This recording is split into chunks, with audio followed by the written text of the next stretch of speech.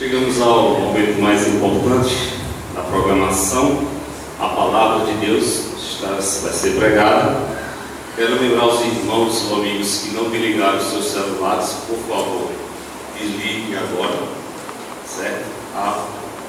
Bota esse voto de fé, não vai acontecer nada durante a mensagem, não precisa desse celular estar ligado, né? Então, por favor, desliguem seus celulares. Teremos agora a mensagem da palavra com o pastor Fabiano, ouvindo para subir o grupo. Boa noite. Na verdade, vai acontecer muita coisa durante a mensagem, mas Deus vai estar cuidando, né?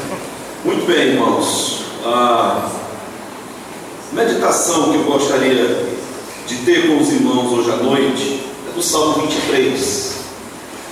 Nessa última semana que estive viajando, tive a oportunidade de ler com mais tranquilidade o livro que foi publicado recentemente, de autoria do pastor Almir, Nada Me Faltará. Quantos leram esse livro já? Os irmãos que estão aqui. Levante aí, bem alto, sua mão, para eu ver aqui o tamanho do nosso pecado. 3 irmãos, só 3 irmãos vão para o céu. Brincadeira, sei que você sai do Salmo 23 decorado. Mas eu quero aproveitar e fazer a propaganda do livro, porque é muito bom mesmo, muito bom. Se você é uma pessoa que tem medo de coisas na vida, sei lá de quê. Se você tem medo, se você é uma pessoa que de vez em quando vacila na sua fé, precisa de mais confiança, precisa sentir melhor a presença de Deus, confiar mais no Senhor, principalmente nos momentos mais difíceis, está aqui um tratamento excelente, baseado na palavra de Deus. Salmo 23, título do livro, Nada Me Faltará. E eu vou usar como minha fonte de meditação desse livro para os meus próximos estudos, de hoje à noite, de quarta-feira, de domingo pela manhã e domingo à noite. 4 estudos. É um livro excelente, você adquire na livraria aí, bem acessível o preço, e ele mostra nesse livro tudo aquilo que você precisa e que não vai faltar, com base na confiança do Salmo 23. A certeza que você precisa não vai faltar: o descanso, o refrigério, a orientação, a justiça, a proteção, a honra, a alegria, a misericórdia, o pastor que você precisa não vai faltar. Então o Salmo 23 ele tem muitas lições, mas o foco que eu quero trazer hoje à noite para os irmãos é exatamente a misericórdia que você precisa não vai faltar. E eu quero tomar a liberdade de ler a parte aqui da apresentação como forma introdutória da nossa meditação, porque vai clarear. De antemão você já pode deixar a sua Bíblia aberta no Salmo 23, enquanto eu leio essa parte do livro. Diz assim: há alguns anos, uma campanha publicitária lançou uma mercadoria anunciando que ela tinha 1001 utilidades. Foi apenas uma estratégia de marketing para dizer que o produto poderia prestar diversos serviços e que ele não tinha apenas uma função.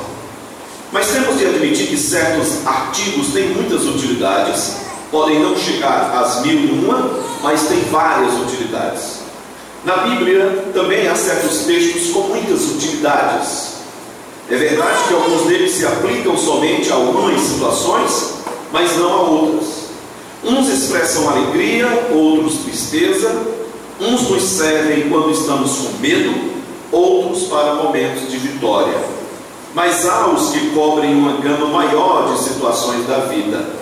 E creio ainda que alguns podem cobrir todas as situações da vida.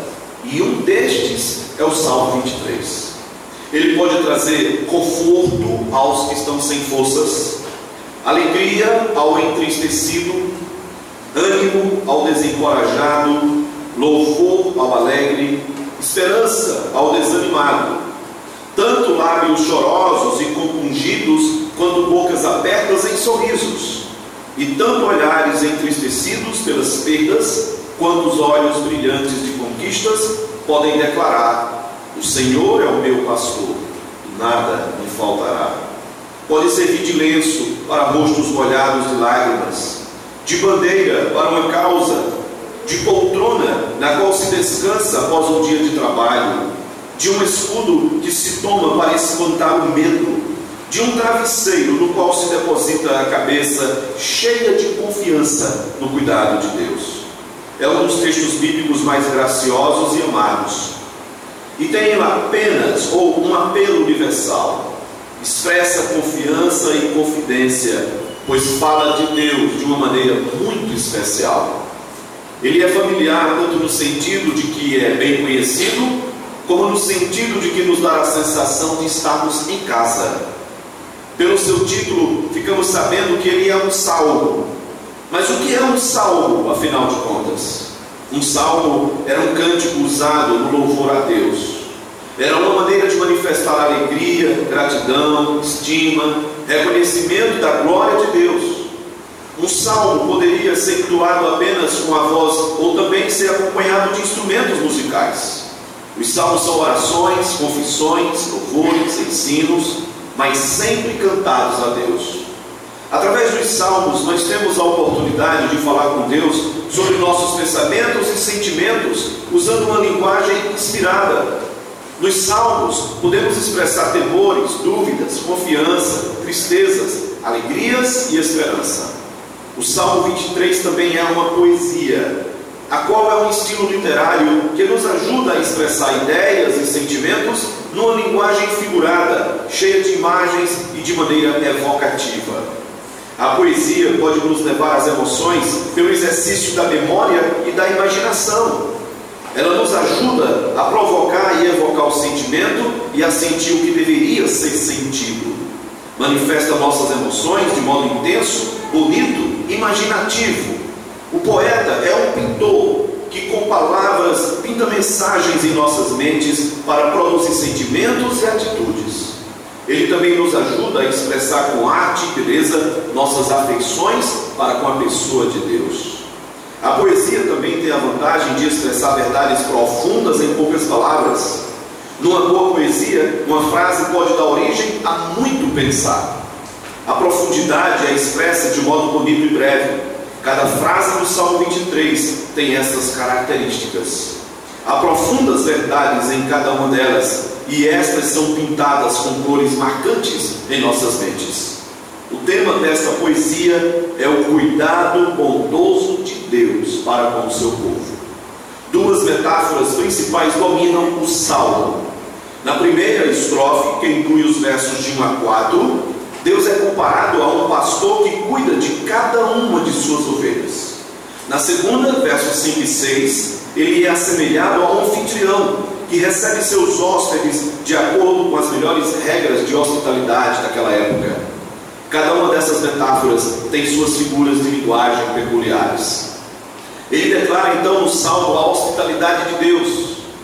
Expressa como se sente recebido por Deus, como um hóspede ilustre e amado. Canta o amor de Deus para com ele e proclama as certezas que tem nesse relacionamento para com a pessoa de Deus. Também expressa esperança, expectativas, que testemunham como Deus tem cuidado dele.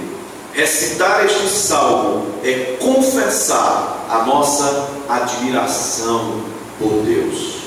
O Senhor é o meu pastor, por isso nada me faltará. Em prados de verde vigor, farto descanso me dará. Leva-me com paz às águas calmas, renovando o ânimo da minha alma.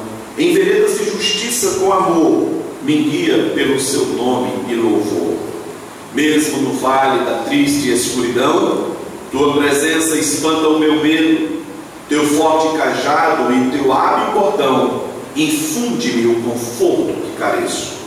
Preparas-me para mim uma mesa, os inimigos olham impotentes, honras com óleo minha cabeça, o cálice de bênçãos bebo contente. Pela misericórdia e bondade, a única e certa perseguição, habitarei porto da eternidade, em tua alegre mansão. Amém.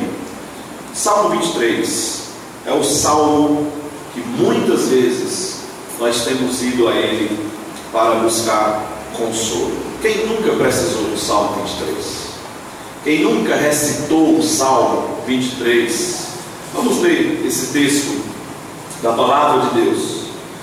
Pedir que o Senhor, tão bondosamente como tem sido, fale ao nosso coração nessa noite, através da sua palavra. O Senhor é o meu pastor, nada me faltará.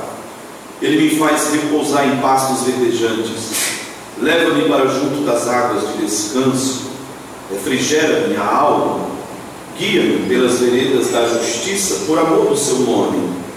Ainda que eu ande pelo vale da sombra da morte, não temerei mal nenhum, porque tu estás comigo. O teu bordão e o teu cajado me consolam. Preparas-me uma mesa na presença dos meus adversários. Unges-me a cabeça com óleo, o meu cálice transborda. Bondade e misericórdia, certamente, me seguirão todos os dias da minha vida, e habitarei na casa do Senhor para todo sempre. Amém? A misericórdia que nós precisamos não vai faltar. De fato, quando nós temos o Senhor como o nosso Senhor, nós não vamos sentir falta de nada, mesmo em meio às necessidades. E o foco da nossa meditação hoje à noite é a misericórdia de Deus. E a Bíblia descreve a misericórdia de várias formas. A misericórdia, ela revela o amor de Deus. O amor de Deus é o seu atributo, o atributo que constitui a pessoa de Deus.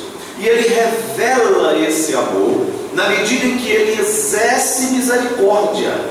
Deus é misericordioso, ou seja, Deus é paciente, Deus é benigno, Deus não nos trata como nós merecemos. Deus, ele não fica irado para sempre. Ele tem prazer em perdoar. Ele tem prazer em exercer misericórdia, prazer em buscar, em ir atrás. Como cantamos hoje à noite, ele nunca desiste de nós, porque ele é misericórdia. É a atividade espontânea e generosa de Deus, que brota do desejo de trazer um benefício a alguém que precisa de ajuda, alguém que precisa de socorro. O que exerce misericórdia, ele não tem a obrigação de exercer misericórdia. Ele é levado pelo desejo de socorrer e livrar o necessitado de sua miséria. Ele tanto não tem esta motivação principal de receber algo em troca, como ele não tem a obrigação de exercer a sua misericórdia. E são muitos os exemplos na palavra de Deus que nós encontramos Deus exercendo misericórdia.